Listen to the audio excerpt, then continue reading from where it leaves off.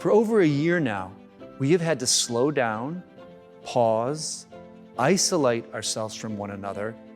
It seemed that Ignatius of Loyola faced a similar moment like this 500 years ago.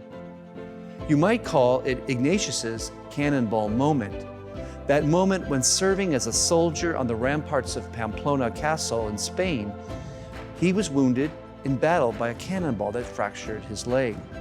It was a moment that fundamentally changed the life of Ignatius, because his old dreams of fame and worldly success were shattered. His cannonball moment launched a process of deep discernment that resulted in his conversion to find a new purpose for his life and to see Christ in all things.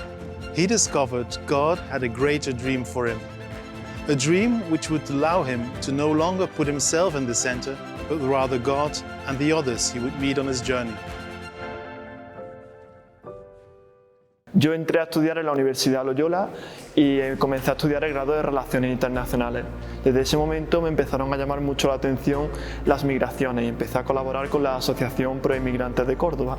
Fue una experiencia que me enriqueció muchísimo y de la que aprendí mucho, pero sentía que faltaba algo más, mi intercambio en Río de Janeiro. Fue también un momento para reflexionar sobre eso, sobre a dónde quería conducir mi vida, y realmente me di cuenta de que las migraciones era el campo al que yo me quería dedicar. Existen grandes diferencias entre unos migrantes y otros dependiendo del país de origen y dependiendo de las políticas que se apliquen. Y yo quiero incidir en ello, quiero trabajar en ello, quiero estar en frontera y quiero ayudar a que esa realidad cambie. La experiencia que hoy quiero compartirles fue mi encuentro con los jesuitas y a través de ello con la espiritualidad ignaciana. Sucedió en el año 1999 cuando conocí al padre Luis Ugalde y comencé a trabajar como profesora en la Universidad Católica Andrés Bello y en Australia. La experiencia ha sido determinante porque yo venía de un mundo muy distinto al de los jesuitas de la Compañía de Jesús. Venía de trabajar en el Banco Interamericano de Desarrollo y fue determinante porque me ha permitido conciliar mi vida profesional con mi vida, con mi plano interior, ¿no? Y que a mí me gusta resumir en esa confianza radical y absoluta en Jesús. The Ignatian Year will start on the 20th of May 2021, the 500th anniversary of the injury St. Ignatius incurred in his defense of Pamplona. This anniversary year will end on the 31st of July 2022. It is a great opportunity to promote institutional and personal conversions from profession to purpose among the global Ignatian family and discover the amazing plans God has for you in your life. This anniversary is also one of those opportunities where we can ask ourselves, I'm preparing for a profession, but for what purpose am I living? That is, what's the bigger reason?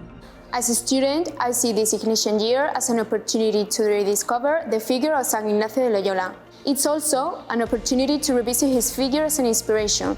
It is a beautiful occasion to remind the mission we have in our hands and build, especially with students, solutions to help the excluded and vulnerable in our societies.